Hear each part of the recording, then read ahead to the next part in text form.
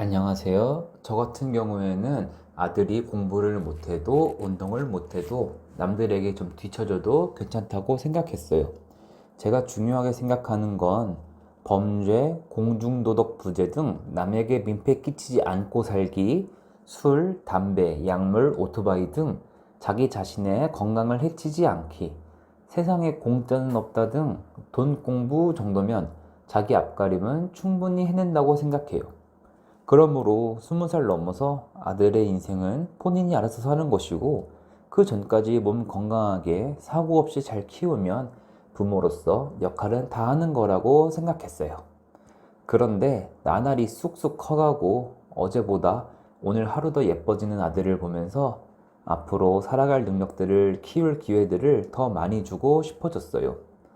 한국에서도 영어를 배울 수 있고 한국 선생님들도 훌륭하다는 것을 알지만 저 나름대로 더 큰 세상에서 다양한 나라의 친구들과 어울리면서 재밌게 공부하면 좋겠다는 판단을 내렸어요. 그래서 지난 영상에서 말씀드린 대로 말레이시아 조기 유학 얼마가 필요한데? 라는 주제로 찾아왔습니다.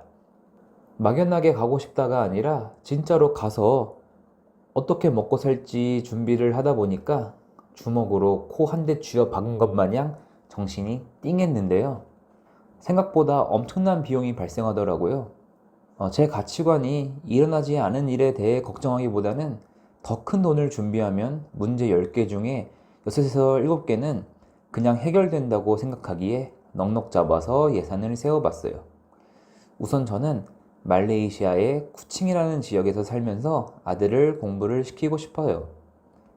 그래서 알아보니 쿠칭에는 툰쿠 푸트라 헬프, 보르네오, 세인트 조셉, 로찌라는 국제학교 4곳이 있어요. 누구나 그렇겠지만 학교를 선택함에 있어서 비용만으로 학교를 정하지는 않을 겁니다. 선생님들의 가르치는 능력이나 학교 시설, 보안 등 고려할 것이 많겠지만 저는 제 아이가 다닐 학교의 선생님이 얼마나 아이들을 사랑으로 정성껏 가르치는지가 가장 중요합니다. 저는 학교 다닐 때 공부를 못하기도 하고 그래서 안 하기도 했던 학생이었어요. 한 문제 틀리면 한 대 맞는다고 하면서 매일 맞던 기억밖에 없었어요. 처음에는 그런 선생님들이 무서워서 공부했는데 공부를 열심히 해도 나오지 않는 성적에 계속 맞다 보니까 맞아도 안 죽는데 해도 안 되는데 그냥 맞자 라는 생각을 하게 되었고 그렇게 공부를 포기하기도 했었어요. 그나마 잘 해주던 선생님도 계시고 그 선생님 과목은 유독 열심히 공부했던 기억도 납니다. 아들이 어떨지 모르겠지만 제 생각에 중학교 과정까지는 아주 적은 양의 공부와 더 많이 뛰어놀고 운동을 하고 본인이 좋아하는 분야의 책을 읽는 것만으로도 충분하다고 생각하기에 좋은 성적이나 스트레스 가득한 주입식 공부는 반대하는 입장입니다. 아직 현지에서 투어하면서 선생님들을 만나볼 기회가 없으니 우선 4곳 중에서 헬프 국제학교가 학비가 제일 비싸기 때문에 헬프 기준으로 월 학비를 계산했어요. 표에서 나타낸 것처럼 말레이시아 국민이 아닌 학생은 초등 1에서 3학년 기준 1년 학비가 656만 9,600원, 매월 54만 7,467원 정도네요. 매월 55만 원이 학비로 나갑니다. 다른 학교는 훨씬 저렴해요. 오늘은 대략적인 돈이 얼마나 들지에 대한 영상이라서 헬프 국제학교에 대한 자세한 얘기는 다음에 해볼게요. 신청비, 등록 및 입학금, 보증금, 교복, 교과서, 급식비, 현장학습, CCA가 뭔지는 모르겠고요. 기술 비용, 리소스 비용, 그리고 외부 시험 비용 같은 건 포함 안 된 금액이니 추가로 비용이 더 발생합니다. 다음은 주거, 렌트 비용입니다. 학교를 정한 뒤 제 1순위는 집입니다. 말레이시아 국제학교는 굉장히 일찍 등교해서 수업을 시작합니다.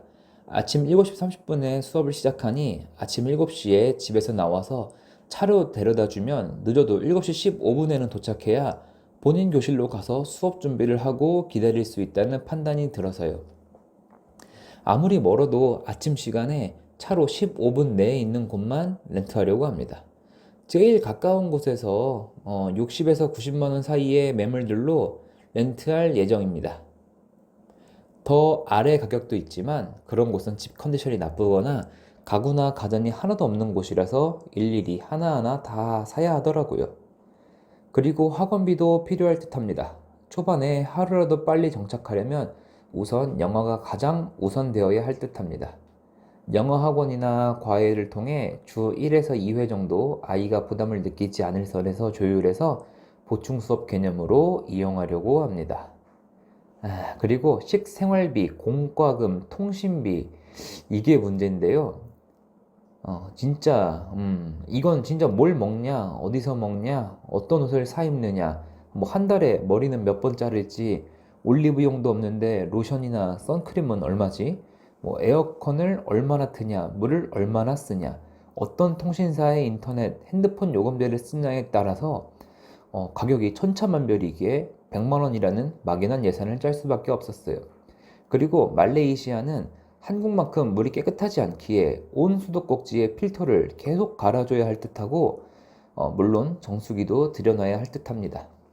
저는 아들이 학교 간 동안에 아내랑 장을 봐서 가족 식사를 만들고 다음날 학교에서 도시락을 먹게 해주고 싶은데 현지 물가가 한국에 비해 싸다고 해도 우리 아들이 현지 음식을 잘 먹을지 안 먹을지, 어떤 간식을 좋아할지, 어떤 음식을 좋아할지도 모르겠어서 우선 100만 원입니다. 그 다음 차로 10분 거리면 어린아이가 걸어가면 가다가 하루 에너지 다 씁니다.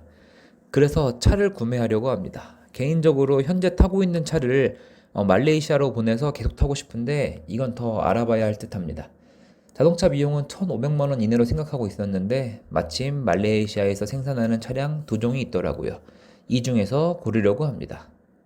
자동차를 샀으면 기름도 넣고 세금도 내고 보험도 들고 나들이도 다니고 뭐 그뿐일까요? 뭐 해외여행자 보험도 가입해야죠. 비자 갱신 비용도 미리미리 책정해놔야죠. 뭐 혹시나 아프면 병원에 가야 할 일도 있으니 병원비도 미리미리 모아둬야 할 듯합니다. 이 항목도 100만 원 정도로 이쯤 되니까 한국 4대 보험이 감사하게 느껴지고 한국인인 게 감사해지고 한국 사람으로 사는 게 너무 편하고 좋고 막대한 세금을 내면서 부를 같이 누리게 해주는 대기업 최고. 이 영상을 빌려 삼성, LG, 현대, SK 등등 대기업 재벌 총수님들 진심으로 감사드려요. 결론적으로 매월 약 355만 원 정도가 필요하겠네요. 355만 원이면 지금 한국에서 사는 정도로도 충분한데 이게 맞나 싶네요. 뭐 큰일 나는 거 아닌가 싶다가도 괜찮아 안 죽어 라는 남성 1위의 유언을 끝으로 다음 영상에서는 그래 월 355만 원이 필요한 건 알겠어. 그럼 이 돈을 어떻게 충당할 건데? 라는 영상으로 찾아뵙겠습니다. 오늘도 시청해 주셔서 감사합니다.